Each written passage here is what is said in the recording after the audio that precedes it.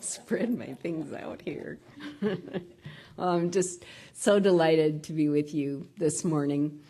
If you don't know me, I'm glad you're here. Thank you that you keep, and some of you keep coming back. So thank you for that too. I so appreciate it. It's just a delightful experience sharing it here with Mike, and thank you, Nelika and Leslie, just for, it's a team approach, right? What we do. So thank you for all of that. And hopefully today it just will blend together. So I am delighted to be with you. What an exciting time for C3, right? All this kind of new possibilities that are happening. I got to do something with these books. They're going down. There we go. New possibilities happening. You have Brad leading you into some new places and eventually new space even. It's just really exciting. You're challenging each other to grow, what that might mean. It's just a great day to be together. The weather's like perfect these days. The political things have shifted a little. You just start feeling like, ooh, things are possible. Things are possible. So just for a change today, instead of all that good stuff, I thought I'd just start out with something kind of depressing. You have to balance things, right? Yeah. So we're going to talk a little about the Earth and her changes and climate change. And I promise you that where we end up today won't be where we begin. But the Earth is changing. Do you know that some statistics are that every day 150 species go extinct? Now, I'm talking all species. It could be a small plant. It could be a tree. It could be little microorganisms in the ocean. It could be bugs. It can be birds, animals. 150 a day. 2023 was the warmest year since global records began. And then this year, just earlier in July, the Earth reached its hottest ever recorded temperature, early July, and the next day we passed that, and the next day we passed that. Whew. You feeling it already? Yeah, it is getting hot. And ghost forests are forming. I didn't even know this was a thing, but along the coastlines where the sea levels are rising, whole forests become salinated and are dying. Winds have increased. Storms have intensified. These are big things that our little life has to look at. It's easy for us to get very lost and depressed, right? Because what can I do in the face of it? Well, let's think about that together today. When I first started to study shamanic practices, which is what I'm trained in and now immersed in, that was over 25 years ago already, it moved me to begin seeing the earth as sacred. I was trained as in a theological institution as a minister. So what was always sacred was up here, what I thought of as spirit or God or mystery or insight and wisdom. It was all just up there, a little out of reach, but I had the tools. I could bring it in. And then when I started to study indigenous beliefs, the sacred was right here. It is just beneath my feet and all around me. Sacred is the way that the sunflower faces east in the morning and turns its face to the west with the setting sun. Sacred is, Leslie talked about the little bean plant. Sacred is this amazing little bean plant in my garden that started from one seed, and yesterday I counted 24 beans off of that one little plant, and of course I have a whole long row of them. 24 beans from one seed, and that's just its beginning. I'm going to get over 100 beans on that one plant over the course of harvesting. That is sacred. Sacred is the hummingbird that catches my eye as it hovers on the purple butterfly bush as I write this talk, because of course I'm sitting outside. Sacred is the way the cat curls in the shade beneath my feet.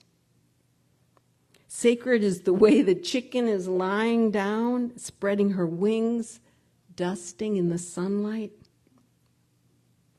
And sacred is this thing that happens at the end of my everyday. It is a song I hear from a bird as the darkness is descending.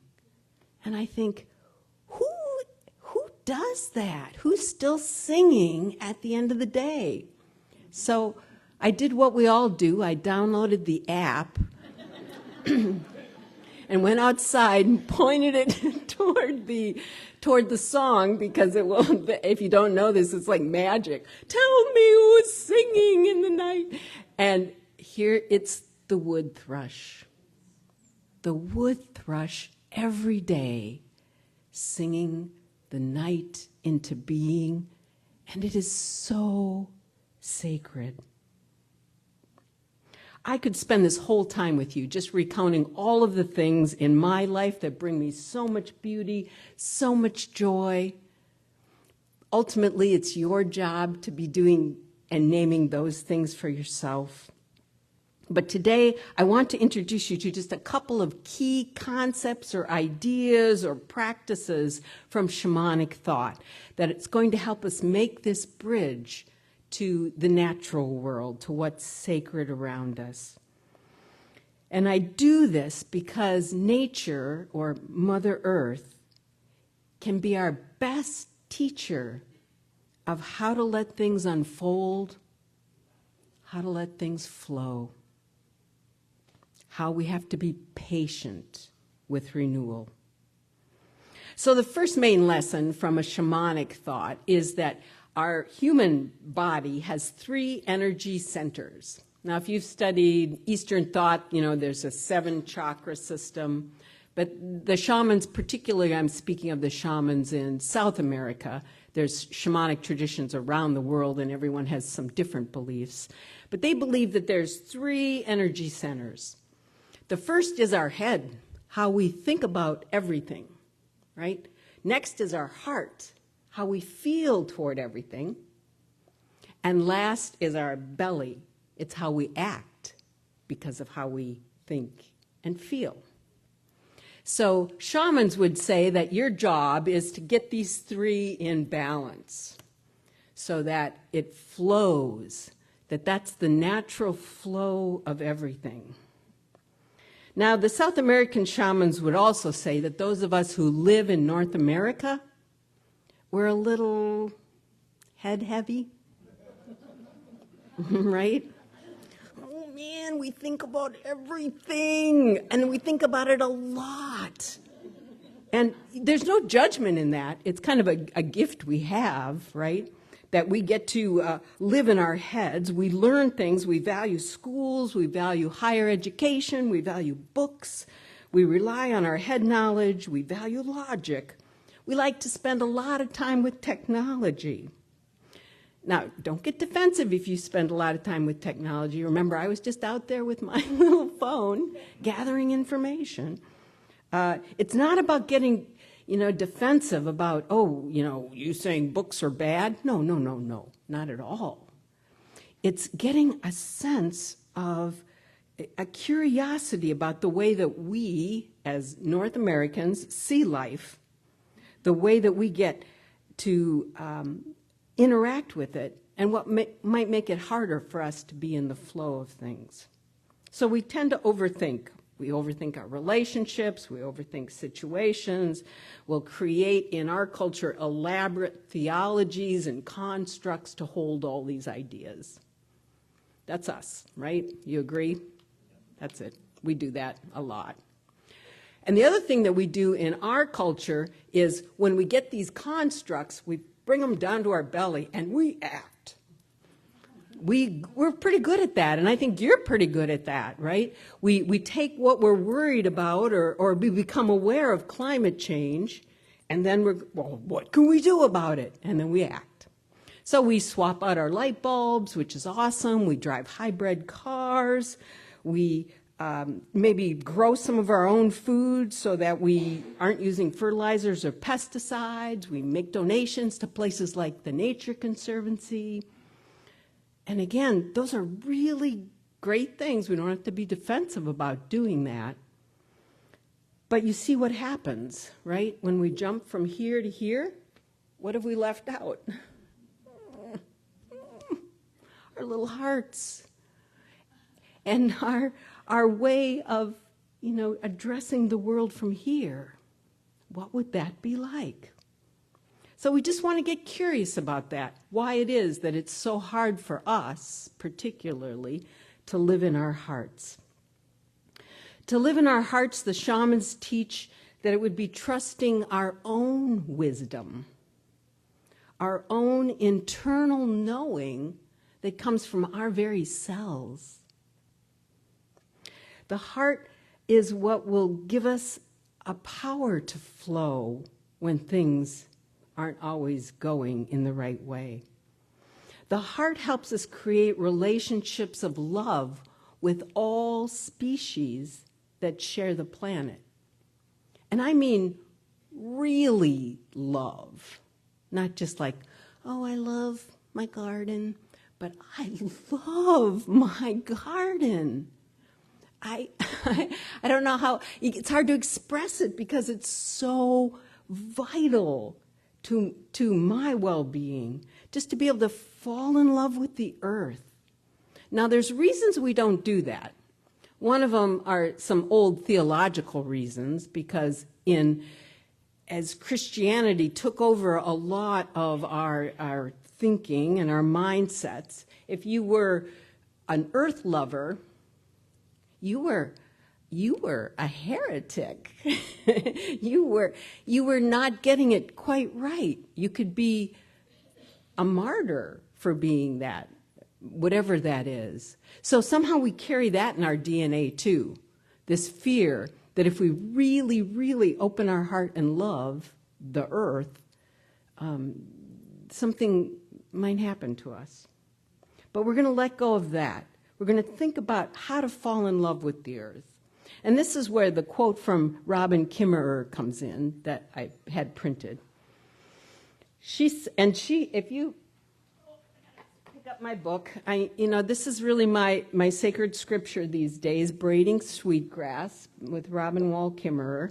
I know many of you have read it, but it's always good to reread it and then reread it again, because the wisdom that she brings us is that deep indigenous thought, but also just all of that stuff that our heads love about how the world works. So she's just a wonderful bridge for us with that. She says, it's not enough to weep for our lost landscapes.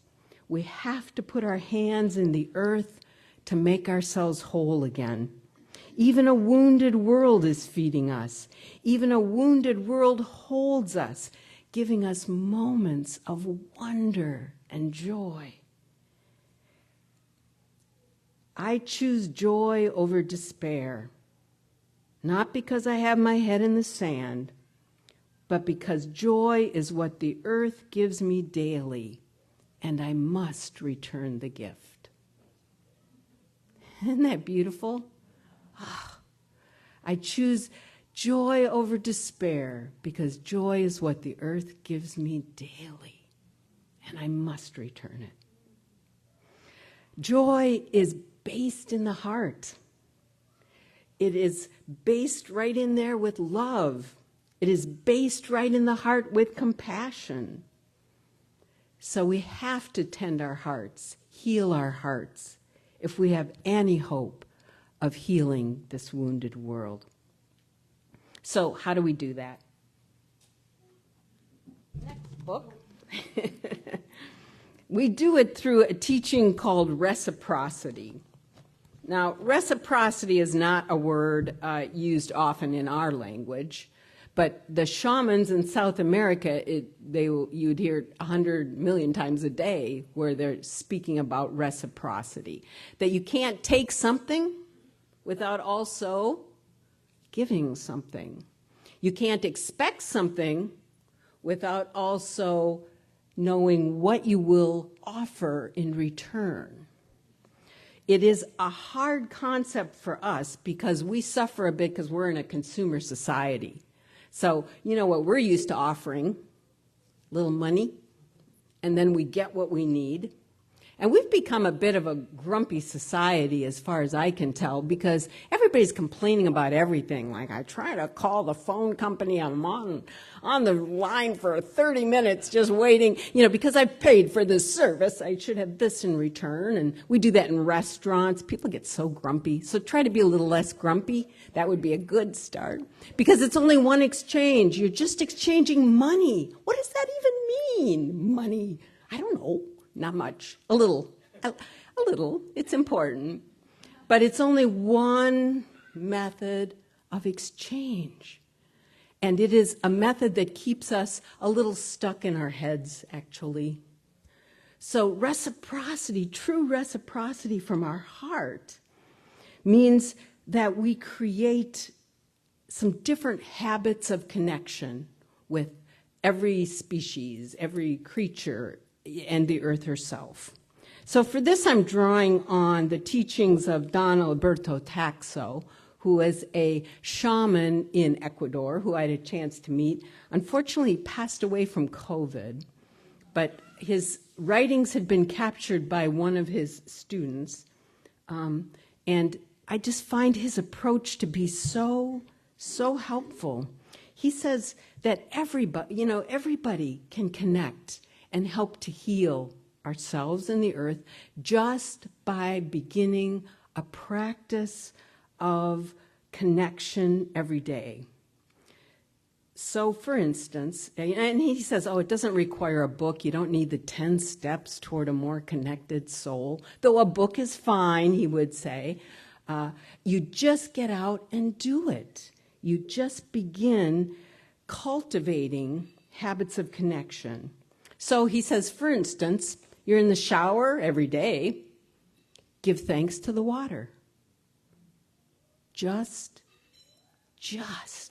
be amazed that you have hot water pouring on your head. And where did it come from? Where's it going? Start to get curious about all of those things because it will make you more connected to your earth. Where does your water come from? Where does it go?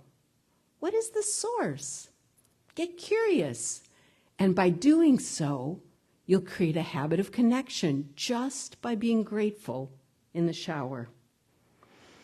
He also suggests another place we can connect is around our food. Right? Giving thanks for our food, being grateful. Now, this was a bit of a problem for me when I made a shift from praying at every meal. And you probably know some of those rote prayers that we all said at meals, to really being thankful for my food. So there was a period of time where I just didn't do it. I'm like, I don't know how to pray over my food. But then it just became clear that when I looked at what's on my plate, I give thanks. Now, I'm on a farm, and we raise a lot of our food, and we raise meat that we eat. So, of course, I'm extremely grateful that I get to caretake the animals that now caretake me. Some days can break my heart, but it's a good heartbreaking, right? I'm not just jumping from here to here. I'm feeling what it's like to be in that interconnected web. I thank the plants who are nourishing me. And if I didn't grow it, I'm also thanking those people who did, because they worked hard. Whoever they are, they planted, picked, packaged, so that I can eat delicious greens all winter. I'm just so grateful. So making that shift of figuring out how you can build in that gratitude. He says simple things too, like in their culture, they take offerings to beautiful places in nature. So I happened to be there over the solstice, and that happens to be a time when a lot of people travel to their water sources with little gifts. Now, what do you bring a waterfall? So what they bring is they, from their yard, gather plants that to them are just sweet and smell so good. So maybe it's a flower and some lemon balm. And they take their little bundles of sacred, beautiful things to the waterfall. And I mean, you can't just get to the waterfall by pulling in a parking lot. You got to take a little hike to get there. So I'm hiking down the path with all these people with these big bundles of beautiful things. We get to the waterfall. Everybody's just gathered. They gather themselves around the base of where the waterfall comes down, and people are just being grateful. They're placing beautiful flowers into the water. They're together as families doing this beautiful thing because it's how they live from their heart. So if you're going to the beach later today, go in your garden, clip a little flower, take it, see what that feels like to develop that habit of connection. Just knowing that the lake, I love the lake in summer. It gives me so many things. What can I gift it in return? And start to become conscious of that exchange. Reciprocity. Reciprocity. The lake gives me so much beauty and joy. Let me give you a bit of beauty in return. And believe me, nobody's going to yell at you if you float a flower on the water. You know, compared to if you're leaving trash there, which I know you wouldn't because you're all very conscious. So developing these habits of connection. For me, it also, I'm going to come back to the green beans one more time. I'm out there picking green beans yesterday. I'm counting how many beans there are because I just think that's so fascinating. And you can bet that the whole time I'm picking that row of green beans, I'm giving gratitude. I'm telling the plants, you are amazing. I wish I could do this from one little seed. I don't even know how you do it. And I'm just talking to them, and sometimes I'm singing to them. Now, I know that might be a little woo-woo, there goes Ruth.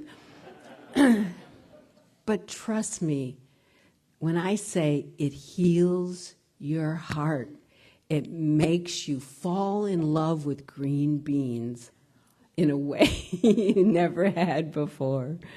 And it is a way to be in this world that the world needs us to be.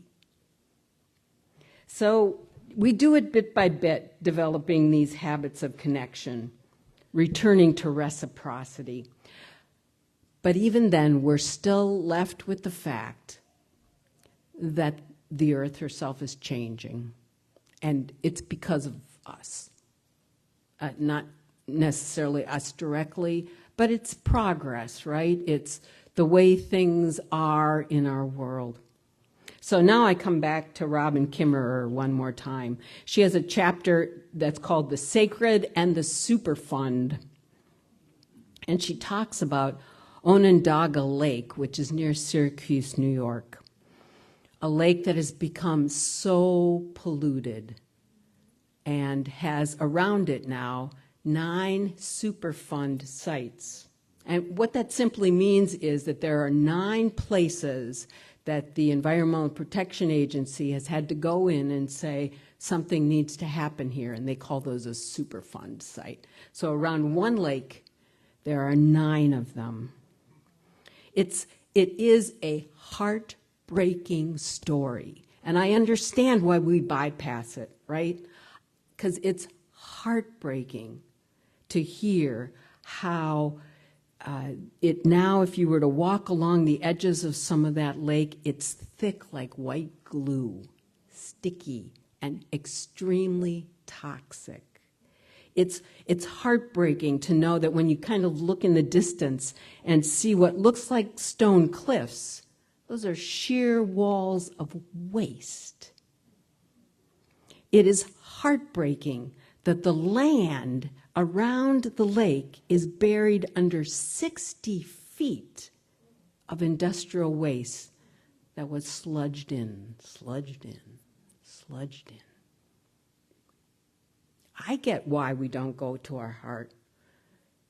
It is heartbreaking. There's no swimming, no fishing. The beauty was destroyed. But there's some good news. Nature gives us the good news. It's slow. So the chemical plants, as you probably know, that's what a Superfund site is, they're required to do some restoration now, after the damage has been done. But even that is a very slow process, and often more time is spent in legal courts than actually out in nature doing the restoration. And the solutions will never restore the earth to what she was. It might fix some stuff or help, but it's an extremely slow process. But Kimmerer says that restoring the land is only part of what has to happen. It's restoring our sacred relationship to the earth. So she begins to paint a picture of what it looks like at Lake Onondaga. First, there are some brave trees that are managing to replant themselves. Not all of them, most of them die, but there are these brave trees, and they begin to change the soil, rebuilding the nutrients. There are ants that grain by grain are changing the soil. They carry the waste up. They bring bits of leaves down. There are shrubs that are beginning to grow beneath the trees that are managing to survive. Many of these shrubs are things like blackberries, which then bring the birds back because they have something to eat, and eventually bring the deer back as they return, creating a whole another ecosystem. The land will never be restored to what it was 200 years ago, but it does renew. That's the nature of nature. It's always living, always dying, always growing, always releasing, always changing. Nature does what it does. And you and I, we're just called to move forward with our hearts a little more open, balancing our heads and our bellies with our hearts, developing practices of reciprocity and connection, letting nature be the one that teaches us how to flow, how to change, how to let go. Thank you.